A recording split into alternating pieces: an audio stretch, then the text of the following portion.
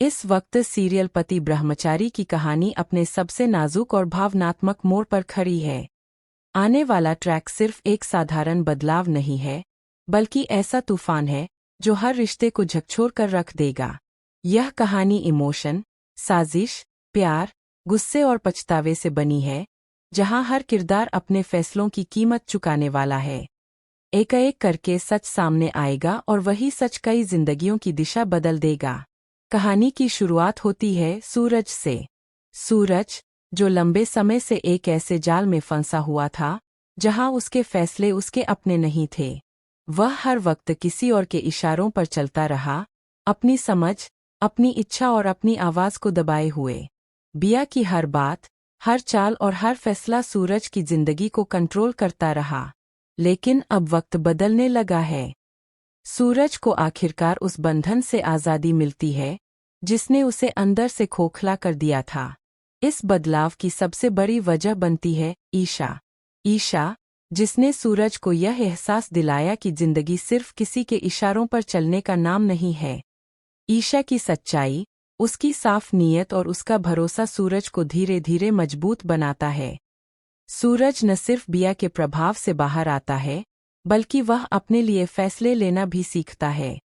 इसी का नतीजा यह होता है कि सूरज की बॉडीगार्ड की नौकरी भी आखिरकार छूट जाती है। पहली नज़र में यह सब एक राहत जैसा लगता है, जैसे कोई बोझ उतर गया हो। लेकिन असल कहानी तो अब शुरू होती है। जहां एक तरफ सूरज खुद को आज़ाद महसूस कर रहा होता है, वहीं दूसरी तरफ इस आज़ादी की कीमत किसी और को चुकानी पड़ने वाली होती है। ईशा और काव्या की जिंदगी पर खतरे के बादल मंडराने लगते हैं। काव्या, जो पूरे घर की जिम्मेदार बहू है, हमेशा सबको जोड़कर रखने की कोशिश करती है। घर में शादी का माहौल होता है। हर तरफ हलचल, खुशी और तैयारियों का शोर होता है। काव्या रसोई में सबके लिए खाना बना रही होती है। उसके चेहरे पर थकान जरूर होती है, लेकिन मन में संतोष होता है कि सब ठीक चल रहा है। उसे जरा भी अंदाजा नहीं होता कि वही रसोई उसकी जिंदगी का सबसे डरावना मोड़ बनने वाली है। दूसरी तरफ बिया का दिल बदले की आग में जल रहा होता है। सूरज का उसके हाथ से निकल जाना, उसकी हार का दर्द और ईशा के लिए नफरत, ये सब मिलकर बिया की सोच को जहरीला बना देते हैं। उसे लगता है कि उससे सब कुछ छीन लिया गया है और इसका बदला उसे हर हाल में चाहिए। घर लौटते ही बिया एक खतरनाक फैसला लेती है। उसका निशाना बनती है काव्या, वो काव्या जिसका इस लड़ाई से कोई लेना देना नहीं था। बिया बड़ी चालाकी से काव्या को ऐसी स्थिति में फंसा देती है, जहां हालात उसके काबू से बाहर हो जाते हैं। रसोई में गैस, तेल और जलती लपटें मिलकर तबाही का रूप ले लेती है।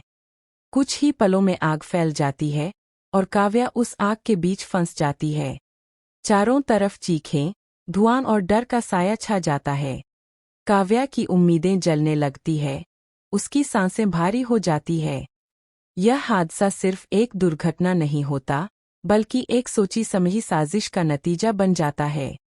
दर्द और डर के बीच काव्या अपनी आखिरी ताकत जुटाकर ताई माँ को इस हादसे की खबर देती है। जैसे ही ताई माँ को सच्चाई का आभास होता है, पूरा घर हिल जाता है। गुलाब हवेली में मातम पसर जाता है और हर चेहरा डर और बेचैनी से भर जाता है। यहीं से कहानी एक और गहरे मोड़ की ओर बढ़ती है, जहां हर रिश्ता, हर भरोसा और हर फैसला अपनी असली परीक्षा देने वाला है। काव्या की हालत बिगड़ती देख पूरा घर घबराहट में डूब जाता है। बिना एक पल गवाए सभी लोग उसे अस्पताल ले जाते हैं। रास्ते भर सायरन की आवाज, टूटे हुए हौसले और डर से भरे चेहरे। हर किसी के मन में बस एक ही सवाल होता है, क्या काव्या बच पाएगी?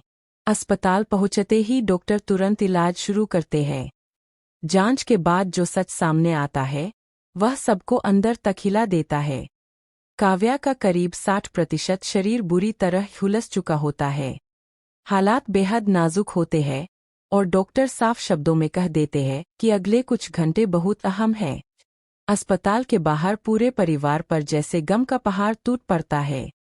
कोई खुद को दोष दे रहा होता है, कोई भगवान से दुआ मांग रहा होता है। उसी बीच ताई माँ का दर्द गुस्से में बदलने लगता है। उनका दिल काव्या की हालत देखकर रोता जरूर है, लेकिन उनका गुस्सा सही जगह पर नहीं फूटता। उनका सारा आक्रोश सीधे ईशा पर निकल आता है। ताई माँ को लगता है कि काव्या की मदद के लिए ईशा को वहीं होना चाहिए था। अगर ईशा अपने निजी काम के लिए वहां से नहीं गई होती तो शायद यह हादसा टल सकता था।